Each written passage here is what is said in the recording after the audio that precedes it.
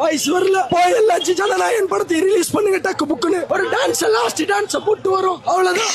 எங்களுக்கு தளபதி எல்லாம் கிடையாது, 2 கண்ணு மாதிரி அவ்வளவுதான். தளபதி அவ்வளவுதான். போய் எல்லாரும் படத்தையும் பார்ப்போம், சிவகார்த்திகேயன் படத்தை பார்க்க மாட்டோம். ஸோ ஹாய் கைஸ், இன்றைக்கி நம்ம இந்த வீடியோவில் என்ன பார்க்க போகிறோம் அப்படின்னா வந்து இந்த ரீரிலீஸ் கல்ச்சர், அதாவது வந்து ரீரிலீஸ் மூவிஸை பற்றி தான் வந்து இந்த வீடியோவில் பார்க்க போகிறோம். ஸோ அது ஏன் வந்து ஒர்க் ஆகுது, அட் த சேம் டைம் வந்து இந்த ரிலீஸ் கல்ச்சர் வந்து எப்போ வந்து ஆரம்பிச்சிச்சு அது எல்லாத்தையும் தான் வந்து இந்த வீடியோவில் வந்து பார்க்க போகிறோம். பிகாஸ் ஏன் அப்படின்னா வந்து இப்போ தான் வந்து ஒவ்வொரு படமாக வந்து ரிலீஸ் ஆகிட்டு இருக்கு. இப்போ வந்து கரண்ட்டாக வந்து அவர் இருக்கிறாப்புல அவரும் ஒரு படம் பண்ணிட்டு இருக்காரு. எங்களுக்கு அந்த படம்லாம் வேணாம், எங்களுக்கு பழைய படம், அதை நாங்கள் வந்து தேட்டரில் மிஸ் பண்ணிட்டோம், அதை வந்து நீங்கள் திரும்ப ரிலீஸ் பண்ணுங்கள், நாங்கள் அதை பார்த்தே வந்து ஒரு மாதிரி ஹை ஆகிக்கிறோம் அப்படின்ற மாதிரி சொல்லிட்டு இருக்காங்க. ஸோ அதை பற்றினா ஒரு சின்ன என்னோட பெர்ஸ்பெக்டிவ், என்னோட பாயிண்ட் ஆஃப் வியூன்னு சொல்லலாம். ஒரு 5 வேலிடான பாயிண்ட்ஸ் வச்சிருக்கேன். ஏன் வந்து இந்த ரீலீஸ் கல்ச்சர் வந்து தமிழ்நாட்டில் முக்கியமாக வந்து ஹிட் ஆகுதுன்னு பார்க்குறோம். கம்பேரிட்டிவ்லி பார்த்தீங்க அப்படின்னா தமிழ்நாட்டில் தான் வந்து ஓவராக வந்து இந்த விஷயம் வந்து நடந்துகிட்டு இருக்கு. ஏன்னா மலையாள சினிமாவில் இது வரைக்குமே வந்து ரீலீஸ் அப்படின்ற ஒரு விஷயம் வந்து வரலன்னு நினைக்கிறேன். மேபி வந்திருக்கலாம், பட் எனக்கு தெரிஞ்ச அளவுக்கு வந்து யாருமே வந்து அதை வந்து பெருசாக வந்து கண்டுக்கலன்னு நினைக்கிறேன். ஏன்னா வந்து அவங்க வந்து ஆக்சுவலாக நல்ல படமாக வந்து கொடுத்துக்கிட்டே வந்திருக்காங்க. பட் இங்கே பார்த்தீங்க அப்படின்னா வந்து நல்ல படம் வருதோ இல்லை ஏதோ குப்பை படம் மட்டும் வருதோ, நல்ல படம் வந்து நம்ம வேணால் வைக்கிறாங்க. ஸோ அப்படின்றதுனால வந்து இங்கே ரிலீஸ் கல்ச்சர் வந்து இதனால தான் ஒர்க் ஆகுது அப்படின்றத வந்து நான் வந்து பார்க்குறேன். ஸோ அதை பற்றி தான் அந்த வீடியோவில் பார்க்க போகிறோம். ஸோ மெயினாக ஒரு 5 பாயிண்ட் நான் எடுத்து வச்சிருக்கேன். ஸோ அதை பற்றி டிஸ்கஸ் பண்ண போகிறோம். சரி வாங்க வீடியோக்குள்ள போகலாம். ஸோ ஃபர்ஸ்ட் பாயிண்ட் என்ன அப்படின்னா நாஸ்டாலஜி அப்படின்னு சொல்லலாம். ஸோ நாஸ்டாலஜி அப்படின்னா அவங்க எல்லாருக்குமே வந்து தெரிஞ்சிருக்கும். பிகாஸ் ஏன் அப்படின்னா வந்து இப்போ வந்து பெரிய பெரிய ஸ்டார்ஸாக இருக்கிற எல்லாத்தையுமே வந்து முன்னாடி வந்து ஒரு சின்ன ஒரு கதாபாத்திரத்துலையோ வந்து சைட் டேரக்டராக தான் வந்து பார்த்துருப்போம். ஸோ அப்படி இருக்கும் பொழுது அதுக்கப்புறம் வந்து அவங்க ஹீரோவை படிப்படியாக வளர்ந்து இப்போ இந்த அளவுக்கு வந்து நிற்கிறாங்க. எக்ஸாம்பிள் வந்து விஜய் அவர்களை வந்து சொல்லலாம். நாளைய தீர்ப்புன்ற படத்தில் வந்து நடித்து அதுக்கப்புறம் நிறைய கிரிட்டிசிசம்க்கு அப்புறமேல் வந்து காதல் ஹீரோவாக இருந்து அப்புறம் திருப்பாச்சியில் சிவகாசிலேயோ வந்து அவர் வந்து ஆக்ஷன் ஹீரோவாக மாறி இப்போ வந்து பீக்கில் போய் இப்போ வந்து கட்சி ஆரம்பித்து அவர் வந்து நல்லா செய்கிற அப்படின்னு வந்து போயிட்டாப்புல. ஸோ அப்படின்னு இருக்கிறப்ப அவர்களுடைய படத்தை எல்லாம் வந்து இப்போ தான் வந்து அதிகமான ஃபேன் பேஸ் வந்து சொல்லலாம். ஏன்னா வந்து இந்த ஃபோன் வந்ததுக்கப்புறமே வந்து ரொம்ப அதிகமாக வந்து விஜய் அவர்களை தான் வந்து விரும்ப ஆரம்பிச்சிருக்காங்க. தட் மீன்ஸ் வந்து தமிழ்நாட்டில் நான் பொறுத்த வரைக்கும் நான் சொல்கிறேன், அந்த அளவுக்கு வந்து ஃபேன்ஸ் பேஸ் வந்து அதிகமாக இருக்குது விஜய்க்கு. அப்படின்றதுனால அவங்களுடைய ஹிட்டான படத்தை வந்து திரும்ப தேட்டரில் பார்க்குறதுக்கு எல்லாருமே ஆசைப்படுவாங்க. பிகாஸ் ஆஃப் அந்த ஃபீலுக்காக. ஏன்னா வந்து இப்போ எல்லாமே ஓடிடியில் அவைலபிளாக தான் இருக்குது. ஆனால் அந்த தேட்டர் எக்ஸ்பீரியன்ஸ் அப்படின்றது ஒன்று இருக்குல்ல, அது எல்லாத்தையுமே வந்து இப்போ வந்து இது கல்ச்சராக கூட வந்து மாற்ற ஆரம்பிச்சிட்டாங்க. பிகாஸ் ஏன் அப்படின்னா வந்து இப்போ தேட்டருக்கு போய் வந்து படம் பார்த்து என்ஜாய் பண்ணுறதுன்ற வேறு, பார்த்த படத்தையே பார்த்து ஒரு மாதிரி ஹையில் போட்டு சீட்டு கிட்டலாம் கிழிச்சிட்டு ஒரு மாதிரி வந்து பயங்கர செலிப்ரேட் பண்ணுறாங்கன்னு சொல்கிறாங்க. பயங்கரமாக செலிப்ரேட் பண்ணிகிட்டு இருக்காங்க இந்த நாஸ்டாலஜி. ஏன்னா வந்து அவங்க அப்பா அம்மா வந்து இப்போ புது நியூ ஜென்ரேஷன் ஜென்சி அப்படின்னு இருக்கிறப்ப வந்து அவங்க வந்து அந்த மாதிரி விஷயங்களை வந்து பார்த்துருக்க மாட்டாங்க. தட் மீன்ஸ் வந்து அவங்களுடைய படங்கள் எல்லாத்தையுமே வந்து இப்போ அவங்களுக்கு கரண்ட்டாக அவங்க வந்து ரொம்ப ஃபேனாக வந்திருப்பாங்க. ஆனால் அதை வந்து ஒரு தேட்டரில் வந்து எக்ஸ்பீரியன்ஸ் பண்ணாமல் இருந்திருப்பாங்க. ஸோ அதுக்கு வந்து என்ன பண்ணுறாங்க அப்படின்னா வந்து தேட்டர் ஓனர்ஸாக இருக்கட்டும் எல்லாருமே சரி என்ன பண்ணுறாங்க, ரிலீஸ் அப்படின்ற ஒரு விஷயத்தை வந்து உள்ளே கொண்டு வராங்க. ஒரு மாதிரி நாஸ்டாலஜியாகவும் இருக்கும். ஆல்ரெடி ஃபேனாக இருந்து இப்போ கரண்ட்டாக இருக்கிறவங்களும் ஒட்டுக்காக போய் அந்த படத்தை பார்க்கும் பொழுது ஒரு மாதிரி பயங்கர ஒரு செலிப்ரேட்டிங்காக வந்து இருக்கக்கூடிய விஷயம் தான் இது. ஏன்னா நாஸ்டாலஜியை திரும்ப வந்து தூண்டும். ஏன்னா வந்து அந்த டைமில் அவர் வந்து ஒரு இப்போ தான் வந்து முன்னாடி வந்துருப்பாங்க. தட் மீன்ஸ் வந்து புது முகமாக வந்து இருப்பாங்க. அப்போ தான் ஒரு கொஞ்சம் பேத்துக்கு வந்து ஃபெமிலியராக வந்து தெரிஞ்சிருக்கும். நிறைய பேத்துக்கு வந்து தெரிஞ்சிருக்காரு, வைடர் ஆஃப் த ஆடியன்ஸுக்கு வந்து தெரிஞ்சிருக்காது. ஆனால் அந்த புதுமுகமாக இருந்து இந்த அளவுக்கு வந்து வளர்ந்துருக்காங்க. ஸோ அப்படின்னு இருக்கிறப்ப அந்த படத்தை திரும்பவும் பார்க்கும்பொழுது எல்லா ஞாபகங்களுமே வரும்ல. அவங்க வந்து எப்படி நடிச்சிருந்தாங்க, அவங்க வந்து இப்போ எந்த அளவுக்கு வந்து வளர்ந்துருக்காங்க அப்படின்றது எல்லாத்தையுமே வந்து கண்ணு முன்னாடி வந்துட்டு போகும். ஒரு நல்ல ஒரு நாஸ்டாலஜியை கொண்டு வரக்கூடிய விஷயமா இந்த ரீலீஸ் அப்படின்றது இருக்கும். அந்த இடத்துல வந்து அந்த அளவுக்கு ஒரு சந்தோஷப்பட்டும் அவ்வளோ ஹாப்பியாகவும் இருக்க ஒரு இடம் அப்படின்னா வந்து இந்த தியேட்டர்னு தான் சொல்ல முடியும். ஏன்னா அவர் வந்து என்ன சொல்கிறது, ரொம்ப பர்சனலாக வந்து கனெக்ட் ஆகிட்டாப்புல. யாராக இருந்தாலுமே சரி, இப்போ வந்து ஒரு ஆக்டரை நான் வந்து சொல்கிறேன், ஏன்னா எல்லாருக்குமே தனித்தனி ஃபேன் பேஸ் இருக்குது அப்படின்றப்ப இவங்க ரொம்ப கனெக்ட் ஆகிட்டாங்க அப்படின்னா அவங்க திரும்பவும் தேட்டரில் பார்க்குறது தான் வந்து ஒரு மாதிரி பயங்கர ஒரு மாசான ஒரு விஷயம்.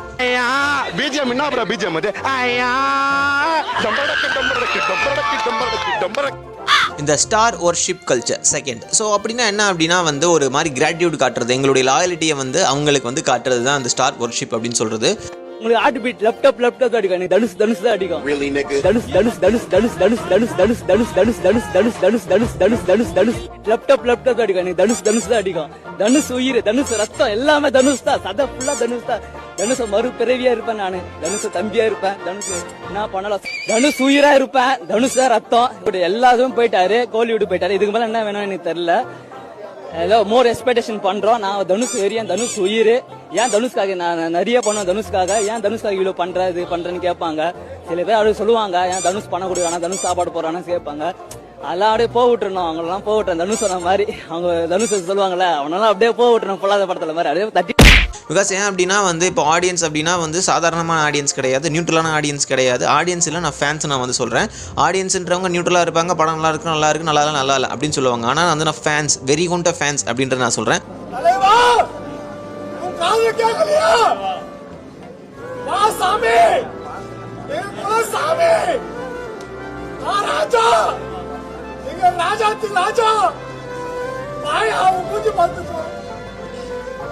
பிகாஸ் ஏன் அப்படின்னா வந்து அவங்களோட மென்டாலிட்டி என்னவா இருக்கும் அப்படின்னா, என் தலைவன் ஃபேஸை வந்து நான் வந்து திரையில பார்த்தா போதும் அப்படின்ற ஒரு விஷயத்தில் இருக்கும் பொழுது, அந்த பெரிய பெரிய ஆக்டர்ஸ்லாம் ஒரு கட்டத்துக்கு மேலே வந்து வருஷத்துக்கு ஒரு படம் அப்படின்னு கொடுக்கும் பொழுது அவங்க வந்து இன்னும் வந்து எதிர்பார்ப்பாங்க. சரிங்களா, அந்த ஒரு ஹைப் இருந்துட்டு இருக்கிறதுனால தான் வந்து வருஷத்துக்கு ஒரு படம் அந்த மாதிரியான பெரிய ஆக்டர்ஸ்லாம் வந்து பண்ணிட்டு இருக்காங்க. பட் அது வரைக்கும் இவங்களால பொறுக்க முடியாதுல்ல. ஏன்னா வந்து சில டைம்லாம் வந்து ஒரு வருஷம் டிலேன்னு சொல்லி அது ஒரு 3-4 வருஷமாலாம் வந்து ஆகிறதுக்குலாம் நிறைய வாய்ப்புகள் இருக்குது. உதாரணத்துக்கு அஜித் கூட சொல்லலாம். இப்போ அப்படின்னு சொல்லி இப்போ அப்படியே போயிட்டு இருக்காப்புல. ஸோ அப்படின்றதுனால இப்போ என்னாச்சு அப்படின்னா, அவங்களுடைய ஒர்ஷிப்பு அதெல்லாம் வந்து திரும்ப வந்து கொண்டு வரணும். பால் அபிஷேகமாக இருக்கட்டும், ஒரு சம்திங் பேனர் கட்டுறதா இருக்கட்டும், ஸோ இந்த மாதிரி விஷயங்களெல்லாம் வந்து திரும்ப கொண்டு வரணும் அப்படின்றதுனாலேயே வந்து இந்த ரிலீஸ் அப்படின்றத வந்து கொண்டு வராங்கன்னு நினைக்கிறேன்.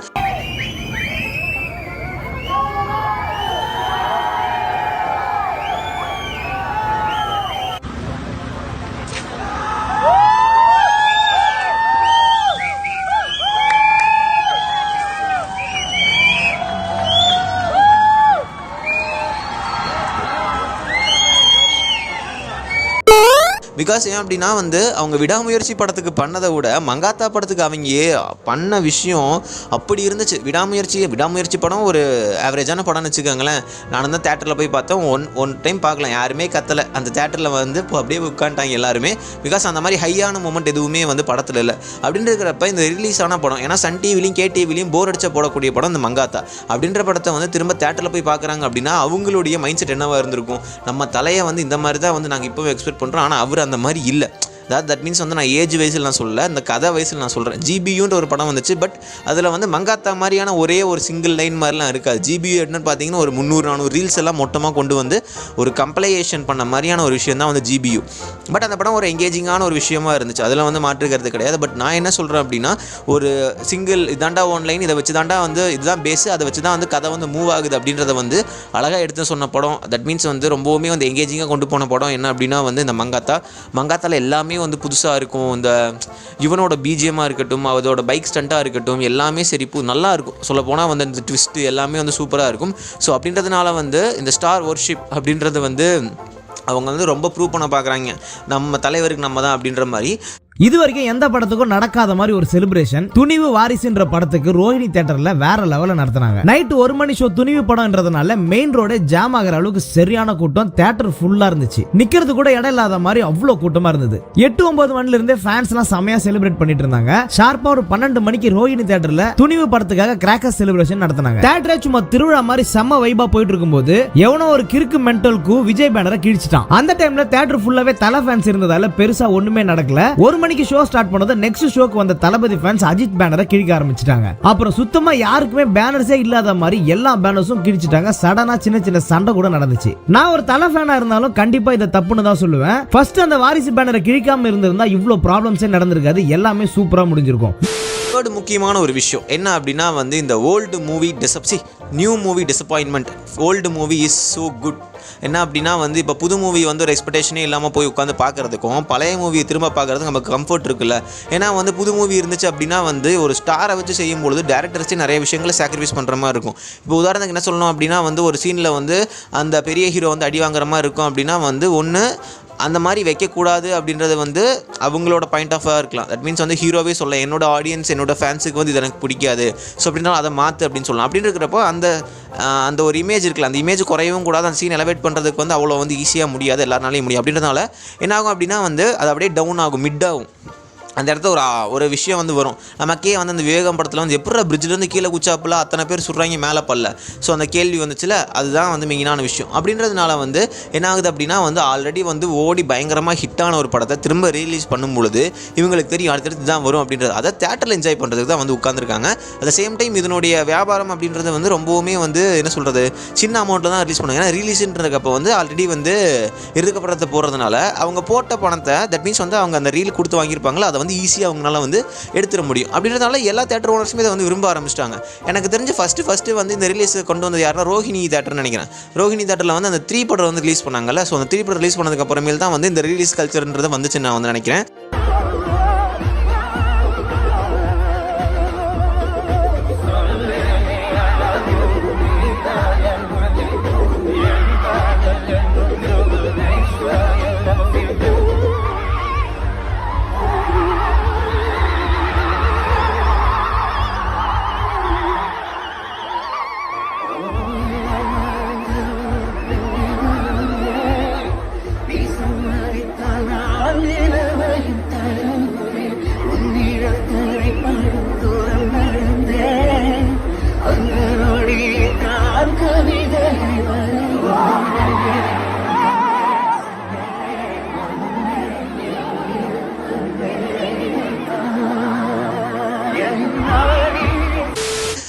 எனக்கு தெரிஞ்சு அதை தான் வந்து இருக்கும். அதுக்கப்புறம் படையப்பா, மங்காத்தா, கில்லி, சச்சின் இந்த மாதிரி நிறையா படங்கள் வந்து வர ஆரம்பிச்சிருச்சு. நிறையா புது படங்களுமே தட் மீன்ஸ் வந்து அடுத்தடுத்து இந்த ரீரிலீஸுக்கு வந்து ஆடியன்ஸ் வந்து எக்ஸ்பெக்டேஷன் நிறையா இருக்குது. அப்படின்றதுனால வந்து என்ன பண்ணுறாங்க அப்படின்னா வந்து ஓகே ஏதாச்சும் ஒரு படம் வந்து அந்த டைமில் ஓடாமல் இருந்துச்சு அப்படின்னா அவங்களுக்கான ஃபேன் பேஸு அவங்களுக்கான விஷயங்கள் வந்து இப்போ வந்து எச்சாக இருக்கும். உதாரணத்துக்கு 1000ல் ஒருவன்ற படம் வந்து ரொம்பவே நல்லா இருந்துச்சு. அதுக்கப்புறம் தான் நமக்கு தெரிஞ்சு அந்த சேம் டைம் புதுப்பேட்டையெல்லாம் சூப்பரான ஒரு படம். ஸோ அந்த படத்தெல்லாம் வந்து இப்போ திரும்ப ரீலீஸ் பண்ண முடியும். ஆனால் அதாவது என்ன சொல்கிறதுனா அந்த படம் வந்த டைமில் வந்து இதெல்லாம் குப்பை படம்னு சொன்னவங்க ஆஃப்டர் த பீரியட் அவங்க வந்து அண்டர்ஸ்டாண்ட் பண்ணிப்பாங்க. ஐயோ இந்த படத்தை மிஸ் பண்ணிட்டோமே அப்படின்னு. இது ஒரு ரீசனாக வந்து இருக்கலாம் ரிலீஸுக்கு.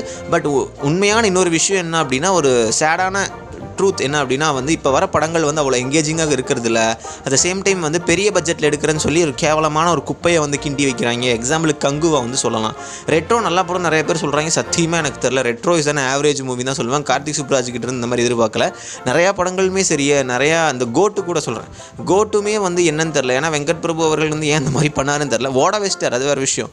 பட் கதை வைஸ் பார்த்தீங்க அப்படின்னா வந்து எனக்கு என்னன்னே எனக்கு தெரில. ஏன்னா மங்காத்தா எடுத்த டேரக்டர் தான் இதை எடுத்துருப்பாரு அப்படின்றது தெரில. அந்த மாதிரியான ஒரு விஷயம் இருந்துச்சு. பட் இப்போ எல்லாருக்குமே ஒரு விஷயம் என்ன தெரிஞ்சிச்சு அப்படின்னா வந்து இப்போ பழைய படத்தை தேட்டரில் பார்க்குறதுக்கு நிறைய ஆடியன்ஸ் வந்து விரும்புகிறாங்க. ஏன் அப்படின்னா வந்து அந்த படத்தை நம்ம தேட்டரில் பார்த்துருந்தா இன்னும் பெட்டரான எக்ஸ்பீரியன்ஸ் கிடச்சிருக்குமே அப்படின்றத தாண்டியும் அந்த படத்தில் உங்களுக்கு ஒரு கம்ஃபர்ட் ஃபீல் கிடைக்குதுல்ல. இதாண்டா வரப்போது நம்ம வந்து கொடுத்த ஒரு 100 ரூபா 120 ரூபாய்க்கு வந்து நல்ல ஒரு ஃபீலான ஒரு நல்ல ஒரு எக்ஸ்பீரியன்ஸ் வந்து கொடுக்க போகுது அப்படின்றத வச்சுட்டு தான் அவங்க வந்து படத்துக்கு வந்து வருவாங்க. அதே வந்து புது படமாக இருந்துச்சு அப்படின்னா ஒரு 200 ரூபா டிக்கெட்டை போட்டு வந்து நீங்கள் போய் உட்காந்துட்டீங்க அப்படின்னா அவன் என்ன சொல்லுவான்? தட் மீன்ஸ் வந்து அவன் என்ன பண்ணுவான்? அந்த படம் மொன்னையாக இருந்தாலுமே வந்து புலம்பிகிட்டே படம் பார்க்குற மாதிரி இருக்கும். ஸோ அப்படின்றதுனால இந்த விஷயத்தில் நிறையா பேர் வந்து அடி வாங்குறாங்க. அதாவது என்ன சொல்கிறேன் அப்படின்னா புதுசாக படம் வருதுல்ல அப்படின்றதுனால நிறையா பேர் வந்து அதை போக வந்து தவிர்க்கிறாங்க.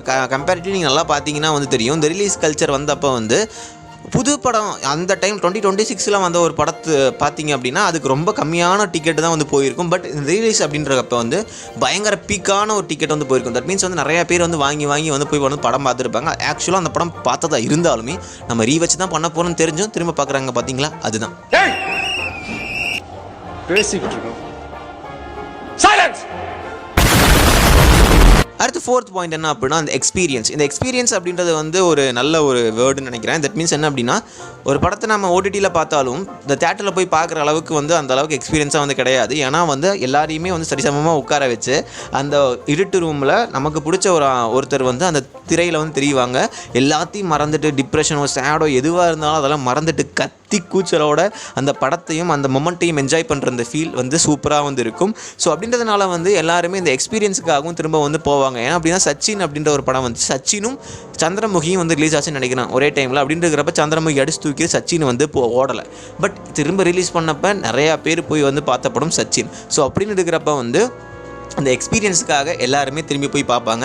எக்ஸ்பீரியன்ஸ் இஸ் த ப்ரியாரிட்டி அப்படின்றது தான் நான் சொல்கிறேன். ஏன்னா வந்து ஒரு விஷயத்தை வந்து நம்ம போய் எக்ஸ்பீரியன்ஸ் பண்ணும்பொழுது அது வந்து மெமரி அவ்வளோ ஒரு கோல்டன் மெமரியாக வந்து இருக்கும். நிறையா பேருக்கு தெரியும். ஒரு ஃபஸ்ட்டு மூவியாக இருக்கலாம், எல்லாம் வந்து ரொம்ப டைஹார்ட் ஃபேனாக ஒருத்தர் இருப்பான். அந்த படத்தை வந்து திரும்பி பார்க்கணும்னு ஆசைப்படுற எல்லாத்துக்குமே போய் வந்து இந்த மாதிரியான ஒரு விஷயம் கிடைக்கும்போது ரிலீஸ் அப்படின்ற விஷயம் கிடைக்கும்போது அவன் போய் வந்து அதை எக்ஸ்பீரியன்ஸ் பண்ணும்போது அவனுக்கு அவ்வளோ ஒரு சந்தோஷமான ஒரு விஷயமாக கிடைக்கும். அவ்வளோ அன்ஃபர்கெட்டபிள் மெமரிஸாக அது வந்து இருக்கும். Oh my God.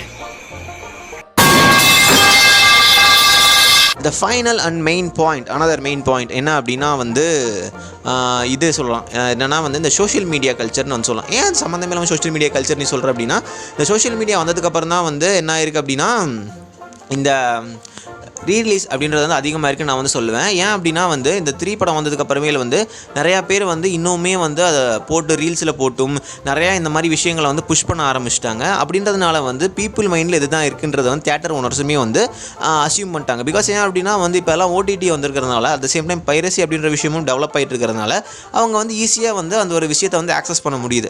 அப்படின்றதுனால தியேட்டருக்கு எவனுமே வரமாட்டான். அவங்களை திரும்ப கொண்டு வர வைக்கிறதுக்கு இது ஒரு ட்ராப், தட் மீன்ஸ் பைட், ட்ராப்னு சொல்ல முடியாது, பைட். அப்படின்றதுனால வந்து சரி ஓகே அவங்களை வந்து எக்ஸ்பீரியன்ஸை நம்ம வந்து திரும்ப கொடுத்துடலாம், அந்த பழைய படத்தை பார்க்கணும் நிறைய பேர் வந்து ஆசைப்படுவாங்க. ஸோ அவங்களுக்கு வந்து நான் திரும்ப வந்து விஷுவல் ட்ரீட்டாக இந்த விஷயத்தை வந்து நான் வந்து கொடுக்குறேன், ப்ரொவைட் பண்ணுறேன் அப்படின்னு சொல்லி அவங்க கொடுக்குறேன். At the same time ticket cost அப்படின்றது ரொம்பவுமே கம்மியாக இருக்கும். ரோஹிணி தேட்டரில் வந்து சொல்லியிருப்பாங்கன்னு நினைக்கிறேன் 3 படம் வந்து நாங்கள் 90 ரூபாய்க்கு தான் ஓட்டணும், அதுக்கப்புறம் தான் வந்து எச்சு பண்ணோம் அப்படின்னு. ஸோ அது மாதிரி இருக்கும்போது இந்த ரீல் காஸ்ட்டுமே வந்து தட் மீன்ஸ் வந்து அந்த படத்தை வந்து ஒரு செட்டைன் அமௌண்ட் கொடுத்து வாங்குவாங்க. அதுவுமே ரொம்ப கம்மியாக இருக்கும் ரிலீஸ் அப்படின்னு வரும்பொழுது. அப்படின்றதுனால ப்ராஃபிட் அதிகமாக வந்து தேட்டர் ஓனர்ஸ் தான் ஆகும். ஸோ அவ்வளோதான் இந்த வீடியோ வந்து அதுக்கு தான் நான் போட்டேன். This is my point of view.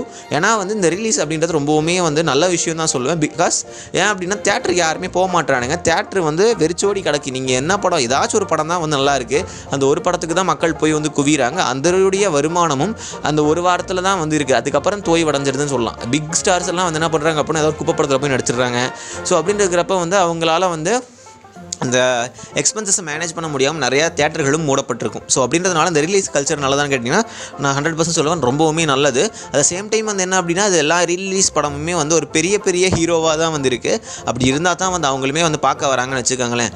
But அப்படின்றதுனால என்ன ஆகுதுன்னா ஒரு செட்டைன் இதனுடைய ப்ராப்ளம் என்னவாக இருக்குன்னா ஒரு நல்ல படம் வந்திருக்கும், சின்ன படமாக இருக்கட்டும், அது ஒரு நல்ல படமாகவே இருக்கும். பட் அதை வந்து புறந்தள்ளிட்டு இந்த ரீலீஸ் அப்படின்ற ஒரு படம் வந்து முன்னாடி போய் நிற்கிது. இதனால் பாதிக்கப்படுறது யாரும் அப்படின்னா வந்து அந்த புது படம், அந்த புது இயக்குநர்களும் தான் பாதிக்கப்படுறாங்க.